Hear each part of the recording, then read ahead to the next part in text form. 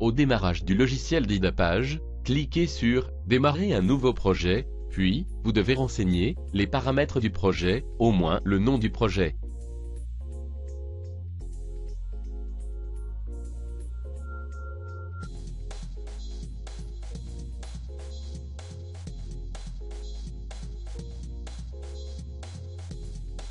Vous avez également la possibilité de changer la couleur de la couverture. Les paramètres du projet pourront être complétés ou modifiés ultérieurement.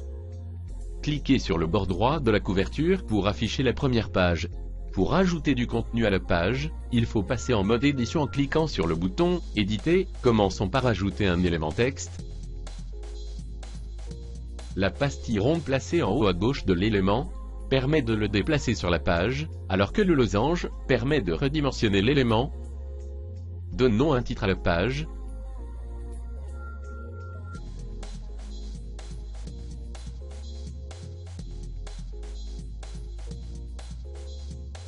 Les outils associés permettent de modifier la présentation du texte.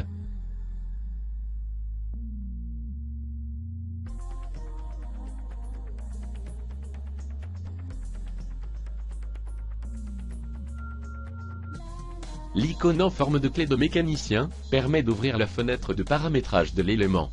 Ainsi, vous pourrez changer la couleur du fond et de la bordure.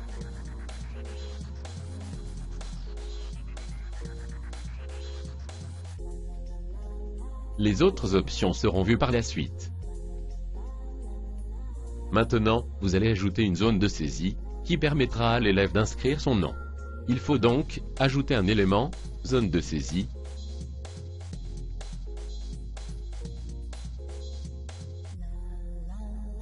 Dans la fenêtre de paramétrage, on peut indiquer un texte initial.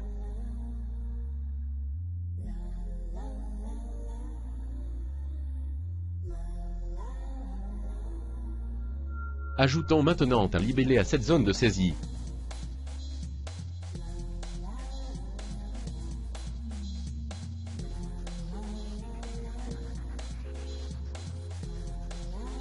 Les outils d'ajustement permettent d'aligner ou de répartir avec précision les éléments d'une page.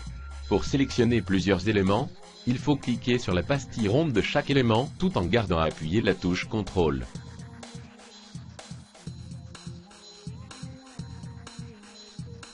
Essayons maintenant d'ajouter une image à notre page d'accueil.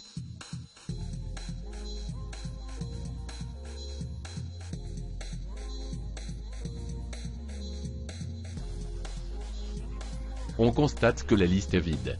C'est normal, car dans IDAPAGE, il faut inscrire les documents multimédia nécessaires à un projet avant de pouvoir les insérer dans les pages. Pour cela, il faut quitter le mode édition en cliquant sur le bouton « Enregistrer », puis cliquer sur le bouton « Menu projet », puis sélectionner « Média ». Cliquez sur le type de média que vous souhaitez importer. Dans notre cas, nous voulons ajouter une image au projet. Il faut alors retrouver le dossier dans lequel se trouve l'image que l'on souhaite intégrer. Il faut donc au préalable avoir enregistré sur son ordinateur les images qui nous seront nécessaires. Remarquez également que IDAPAGE n'accepte que le format image JPEG. Sélectionnez le fichier image désiré et cliquez sur le bouton Importer. Si vous le souhaitez, vous pouvez changer le nom sous lequel apparaîtra cette image dans votre projet. Cliquez pour terminer sur le bouton Importer, acceptez le message qui pourrait apparaître. Puis, on quitte la fenêtre des médias en cliquant sur le bouton Retour. Remettez-vous en mode édition et revenez sur les paramétrages de l'élément image JPEG. Cette fois votre image se trouve dans la liste.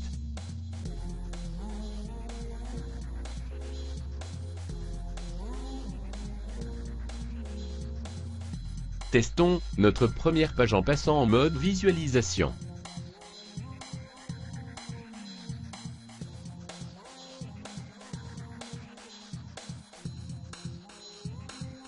On peut alors améliorer notre page, par exemple en supprimant le texte initial de la zone de saisie. Puis en renommant le libellé de la zone de saisie.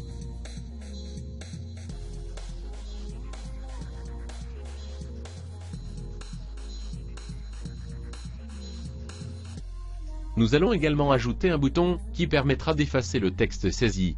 Pour cela, il faut alors ajouter un élément, bouton multifonction. On le paramètre en lui donnant un libellé, par exemple effacer, puis en cochant la case réinitialiser les pages et en indiquant le numéro de la page à réinitialiser. Pour nous ce sera la page 1. En fait, dans Didapage, il n'est pas possible d'initialiser un seul élément d'une page. Ainsi, si on avait plusieurs zones de saisie sur cette page, elles seraient toutes effacées avec ce bouton. Retestons de nouveau notre page.